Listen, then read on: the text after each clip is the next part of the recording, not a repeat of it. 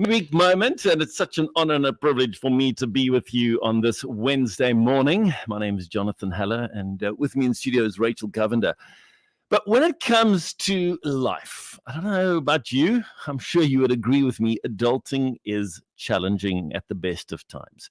Whether it's in the home environment with regard to parenting and paying the bills and figuring out this and that, and then the car breaks or the washing machine stops working or whatever it is, it gets difficult. And there are times in my life where I feel like I'm suckling Baie, or that was Baie Sukkel. You know what I mean? You just feel like everything is pushing against you. And so this morning, when I read a scripture like Matthew 11:28-30, I have to remind myself, it's not just a scripture. It's not just in the Bible. It's something that I can hold on to. Because you see, this is the beautiful thing. Those red letters in our Bibles. This is Jesus speaking to you and to me. He says, "Come unto me, all ye that labor and are heavy laden, and I will give you rest. Take my yoke upon you and lean on me, for I am meek and lowly in heart, and you will find rest unto your souls. For my yoke is easy and my burden is light." Okay, sounds easy, sounds good, makes sense, right? But how do we do this? And recently, I've been doing a little bit of bicycling. Thanks to a friend, he loaned me a bicycle, and I've been getting out there and trying to get a bit fitter and trying to exercise and so forth. And it's amazing. The whole thing of riding a bicycle is about the cadence. I hear Mike, my friend, who I've been riding with, saying, "Jonathan, it's about the cadence. Keep pedaling and adjust your gears when the going gets tough." And isn't that the case in life as well? Sometimes the wind is blowing into our face and there's a little bit of an incline and it gets tough. Well, you've got to adjust your gears. So what does that look like? I'm not exactly sure for you, but I know for me, it's about, and remembering when I do that, I'm saying, because He is our God, and saying, "God, help me." It's about adjusting your gear in terms of just sometimes maybe saying, "Okay, I do need to go and take a 3-minute coffee break. It's crazy busy.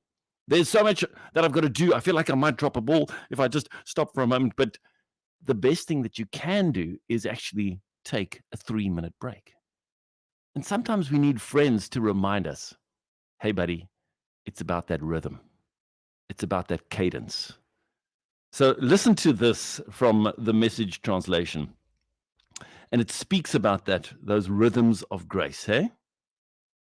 It speaks about it so beautifully. So in John chapter 16, the disciples are saying, finally, to Jesus, they're saying to him, "Finally, you've given it to us straight. No funny business, no figures of speeches. Now we know that you know everything. It all comes together in you.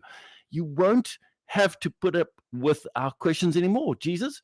We are convinced that you came from God." This is what the disciples are saying to Jesus after how many years of being with him, hey? Then Jesus answers them and says, "Do you finally believe? In fact, you're about to make a run for it," because this is prior to his crucifixion, remember? "Saving your own skins and abandoning me. But I'm not abandoned. The Father is with me." And then this is the clincher. Jesus saying, "I've told you all this so that trusting me, you will be unshakable and assured, deeply at peace. In this godless world, you will continue to experience difficulties, but take heart. I've conquered the world." So as you go into today, as you will face difficulties, hold on to that and remember, it's about the rhythms of His grace. It's about hearing His voice. It's about allowing people, close friends, to speak into your life and to say, "Hey, you need a 3-minute coffee break," or "Hey, maybe you just need to take a deep breath, stretch a little, and keep going. Come on, we've got this. God is on our side, and He is the one who gives us the strength and the joy, the wisdom, and the peace that surpasses human understanding." May you be richly blessed this morning.